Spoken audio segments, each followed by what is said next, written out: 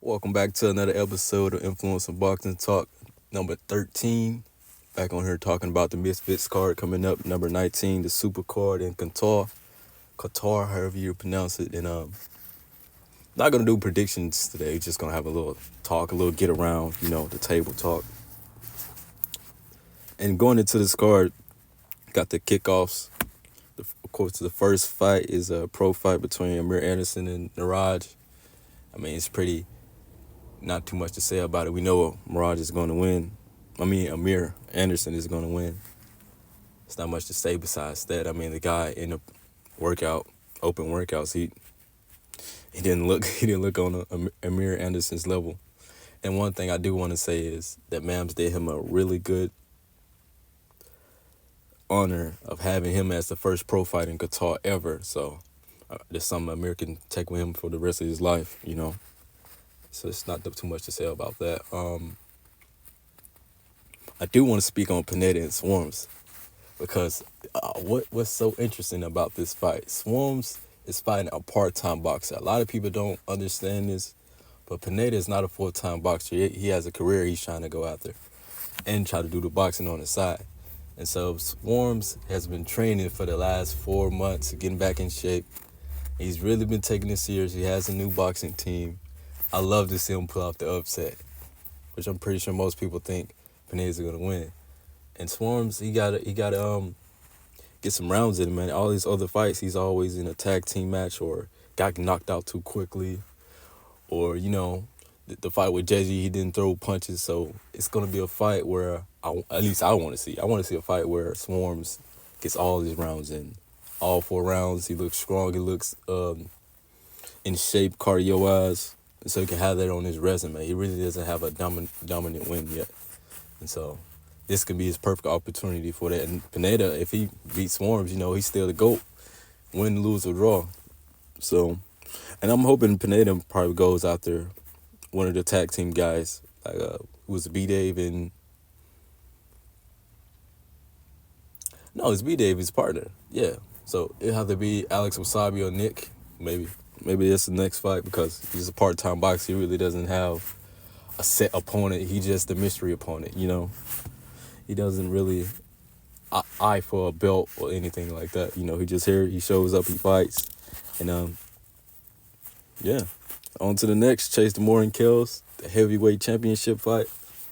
It's on the line, we get a new face. Which I do want to say this before I continue.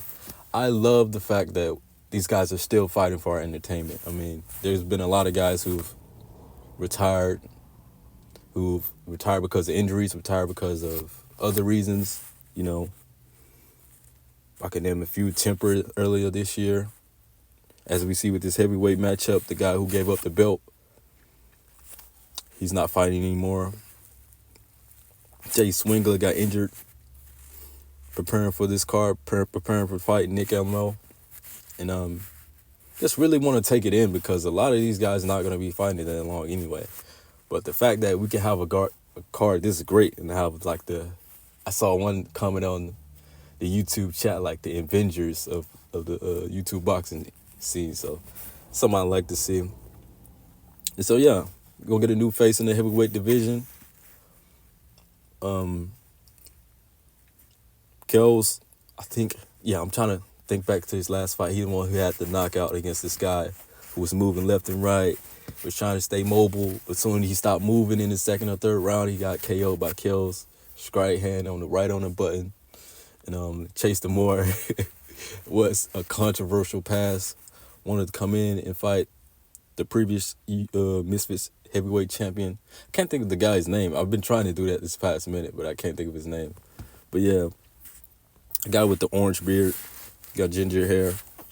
And yeah, I think we need a new face of the heavyweight scene. I mean, we have Arms, who's been allegedly using steroids in his fights, so we need a clean champion. Can we please get that? Can we please just get that? I hope there is no controversies. I hope Chase doesn't do anything to mess up a clean win. I mean, Kells, we know he's going to come and be clean and box, regular. It's really just all on Chase, man. It depends on what Chase does. That's all I pretty much have to say about that. I can't tell which one's next. I want to say Lil Yachty and Cray Cray and Yachty Gang. Lil Moo Moo or wherever his nickname is, Lil Cray Cray. I do want to say this. I've done some research on the tournament because actually the next video preceding the last video I made was on the light heavyweight tournament. So this is just the lightweight tournament that's going to happen on this card finale. Disappointing we don't get the same finale for both tournaments on the same night, but just how it goes. The one in Miami got canceled. Lil Cray Cray, Yachty Gang, Ace Musa. I mean, we had a good group of these guys. I was most interested in this tournament, and I think a lot of people are in the light heavyweight tournament. And I think the right people made it to the end.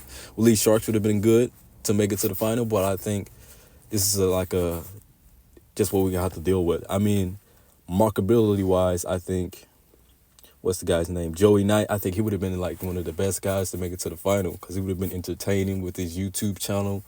And then in press conferences, he knows how to talk. He knows how to present himself. He knows how to be marketable. And I think Lil Moo Moo and Yachty Gang, they're not really as marketable as Joey Knight. And I think we can go on about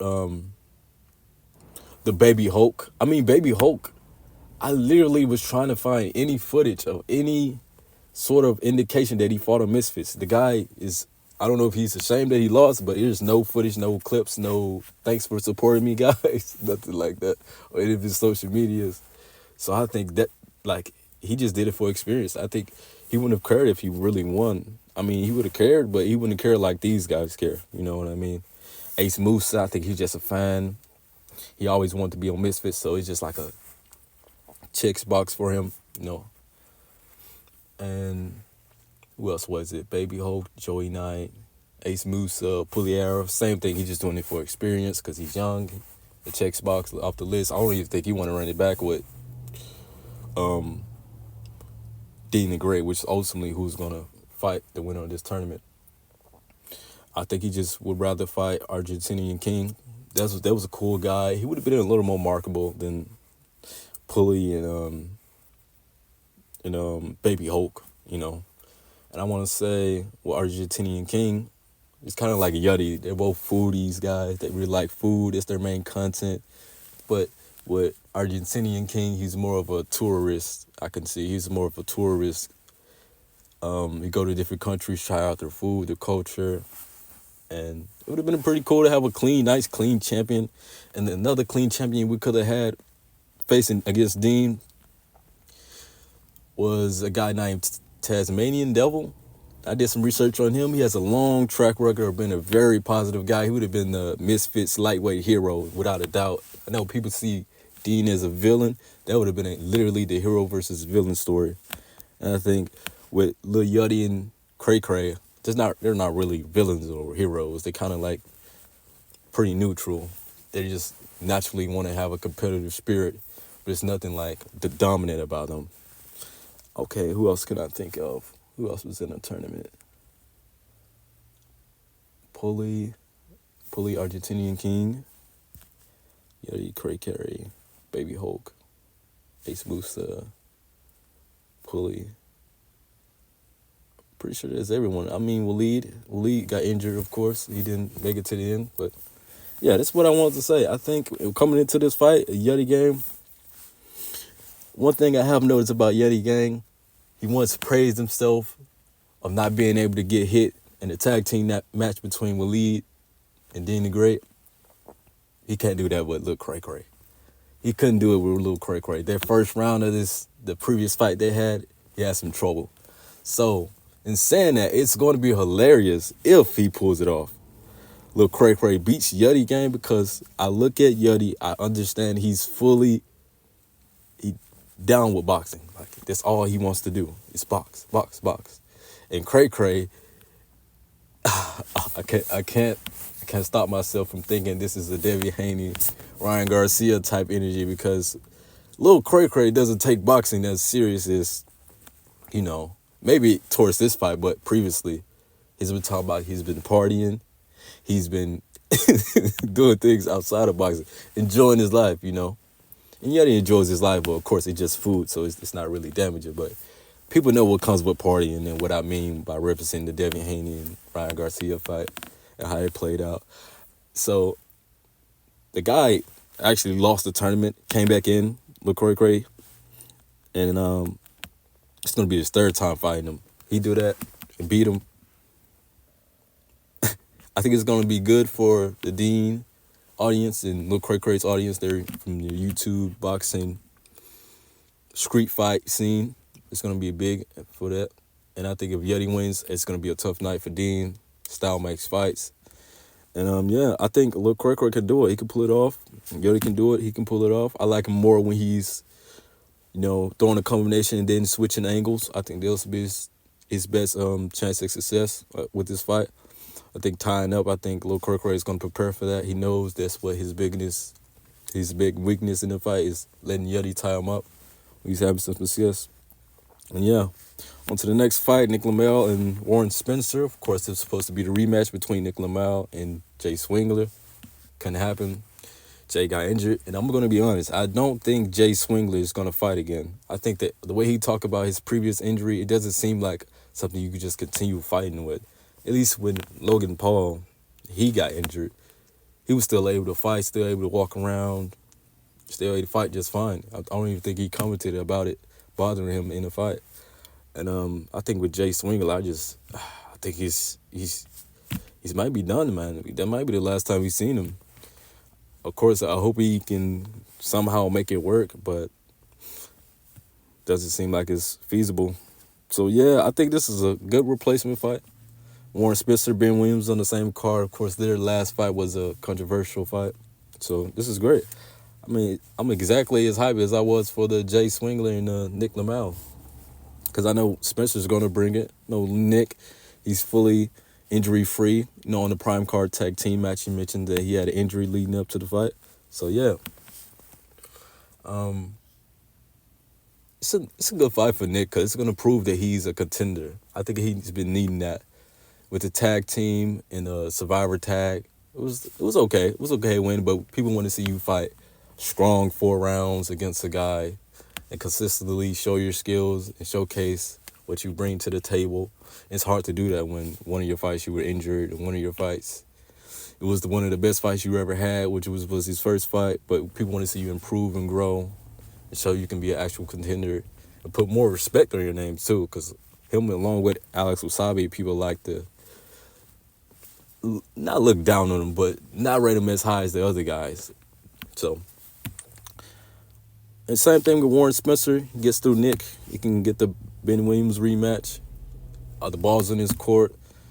Putting respects on his name. He finally can have his first Misfits fight in full and not have a stoppage, controversial stoppage. And yeah, man, this fight is good. This card is like solid all the way through.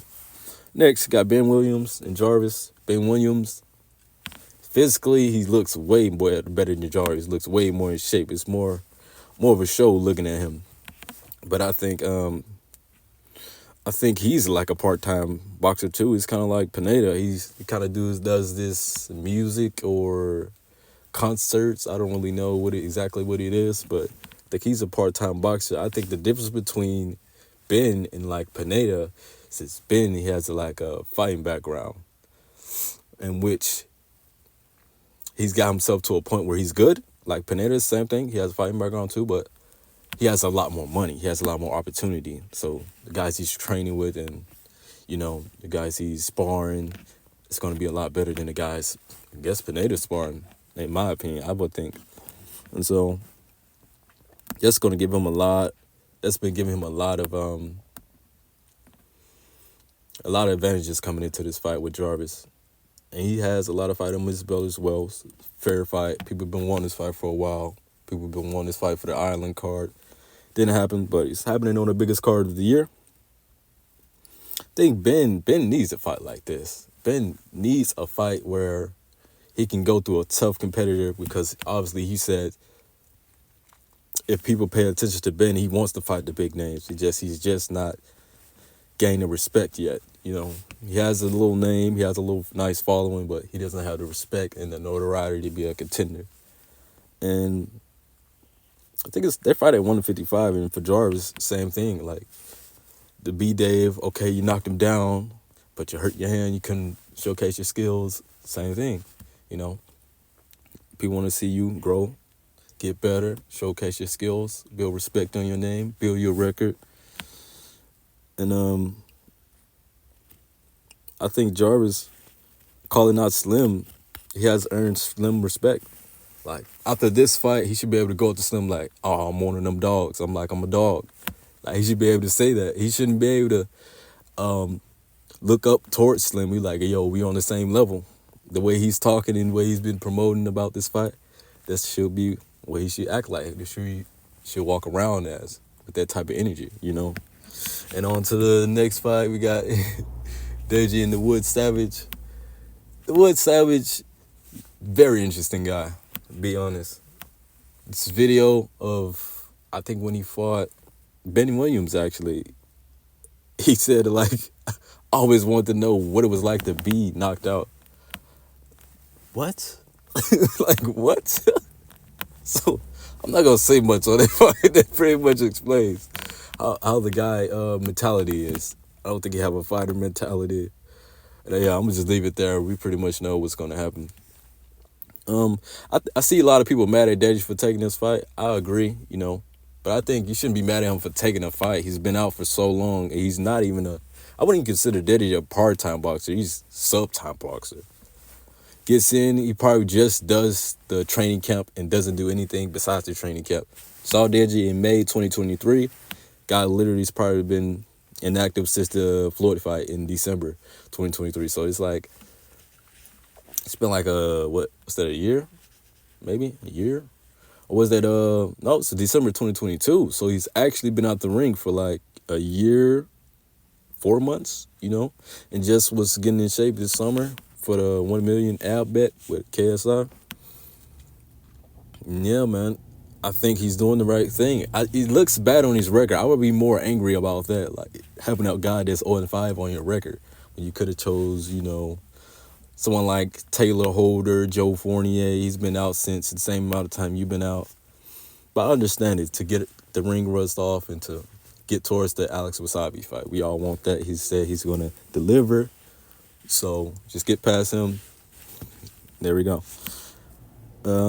HS Tiki Talkie hasn't even shown up Qatar yet. Makes me worried about how he's going to show up on fight night. We don't want to be jet lagged. And I just understand the downsides of being jet lagged. If you go and see Yeti Gang on one of the interviews he did with Fred Talks Fighting, the guy he either has CTE, he's developing CTE from this boxing, or he was jet lagged. And he just throws you off. And he hasn't been at the press conference. He hasn't been at the open workout. How is he going to be on fight night? Don't want to destroy your future star. Man, I'm just talking about this going to be his future star on Misfits. How is he going to do that if, you know, who knows what's going on? The fight might not even happen. So don't be surprised if that happens. But if it does happen, I wish him the best. I mean, it's like a pretty even match. I mean, HS probably got a little more power than the guy, but guy seems decent. He has some technique, has the will to fight, but guess we'll find out. Salt Poppy and Kenny. I've been waiting on this. I've been waiting on this fight for a long time. They both fought on Showstar. I just want people to know that King Kenny needs a dominant win. He's never had a dominant win against a top contender. Last time his opportunity was against AT, the guy who previously beat Salt Poppy, was on a hype train of fighting and demolishing, what's the guy's name? Winston Nunez, and the other guy, my Nate, was on a big hype train. I remember I was so excited to see if he can really prove that he's a top contender. He's been calling out KSI in the way that I think he didn't have an opponent, or Dennis Dennis pulled out January card of 2023. And yeah, he, like, How can you do that and then not beat AT? Like, it would just been a terrible night for you. So we want you to prove that you've been. At least I do. I want Kenny to prove that he's gonna be a top contender. Not be looked down upon. It's kind of like the Nick and Warren Spencer, but slightly above them. People view King Kenny over Nick Lamau. Like, people won't even say that's a good matchup. Most people won't think there is. So on this night, a lot of reputations are going to be ruined, and a lot of reputations are going to be built. And this is what you need. This is what you need in the boxing thing, in the influencer boxing scene. You need people who've been willing to put their reputations on the line, which Slim brought up when KSI was talking about, are you guys going to have a wager this fight? No. The reputation is the wager, That's the most important thing you have in this scene. Bragging rights, reputation, respect, Of course, the money and the money on the back end, brand deals, and a lot of stuff that can come from this. That's why I like when guys really promote, because you can just change and take all of the energy and put it to whatever you want it to go. Whether you want to get back to your hometown, do charity work, develop a business, all that good stuff. So back to Salt, Poppy, and Kenny. Kenny just needs to realize this is his moment. There's no losing this fight. Where do you go for if you lose? Even if he wins, I do agree. Even if he wins, a lot of people want to see him get Slim or Gibb, the winner of that fight, or the loser of that fight. I want to see him correct his mistakes. Like, beat, what's the guy's name? The guy who just fought BJ Flores' guy. What's his name? Not OJ Rose. What is his name? Oh, I can't think of his name, but I got his face in my mind. But you get what I mean. The guy who beat King Kenny. I want him to correct that mistake, because why not? Like, guy, you say you can beat him easy. You way better now. You obviously levels better than him boxing-wise, so why not? Run through Salt, fix your mistake, bam, then go up to those bigger fights. I know people are going to disagree with that. They just really want to see the loser versus the winner, the winner versus winner, loser versus loser. But I think it's way better that way. Like, Kenny got some cleaning up to do. Same thing. It could happen on the same card as Deji. It could be a rematch card. Deji versus Wasabi. King Kenny versus... I'm trying. I can't remember the guy's name. I can't remember his name. I'll just skip it. All right. Salt Poppy, man, he gets through Kenny, gets his aura back. A lot of the internet has been really on him about not having aura anymore, At least it's not as much aura as the Josh Bruckner fight, And he gets through King Kenny, box smart. Don't show that you have regressed boxing-wise, because a lot of people believe he has, especially with his last fight with Ferrari. I want to see a good fight, man. I want to see a good fight between these two. And I believe it will. Salt Poppy just have to learn from his previous mistakes of letting the crowd get to him, being reckless, being arrogant in the ring, So, I really don't want to see a loser of this fight. It's really not good for him. Like, I can feel it in my bones. That I can see both of them lose. I've imagined it. I can really see it like, wow, that just happened. Can't imagine the day after this card goes down. It's going to be everywhere. Yeah. It's really not. Salt Poppy loses. Where does he go? What does Salt Poppy do? Like, I get what King Kenny does. He's like, okay, let me just go back. Let me fight Ashley Raksu. I remember his name. I got it. Ashley Raksu. He fights Ashley Raksu again. And don't go below that type of level of competition. I think it's a pretty good fight, man. They recently been in a little cahoots about the rounds, 5-6 rounds. 6 rounds sounds perfect for these guys. They've been fighting for a minute. Been fighting since March 2022. So it's about time they break that barrier of being 5 rounds. So yeah, on to the big main event. Been cooking for 5-6 years. Gibbs says it's been 5 years of begging. Slim says You're here because you're just friends with KSI. I'm here because I put in the hard work. It's been some good talk. There's some good energy from Give. A lot of people think he's too arrogant. I believe it's just a fair amount of competitiveness in his bones, you know. And he's just a man. He wants to be respected. And before the times they were going to fight, trying to make the fight, Mams outed him. And I think he's in a position where he's his own individual as Slim. If Mams outed him for declining the fight with Salt Poppy last year, he can't really say too much. He can't really give off the energy because obviously he's under Misfits. So this is what it looks like when someone outside of Misfits is treated the same way as someone who's under Misfits, you know? And I always wanted to bring this up. I always wanted to say it on video. I always wanted to do this. Gibb had got paid before he has to get paid for this fight. He made them pay a fee just so he can make the fight happen. That's why Mam says it was so hard to make this fight. Gibb asks, hey, pay me for the disrespect, and we can make this fight happen, you know? And I think with Slim, I'm going to be honest, I like this fight for Slim. I really do. I really do. And I'm so happy this fight happened because the KSI fight just seemed too out of reach for him. It just seemed like a not a sizable challenge for him. And I was so, what's the word?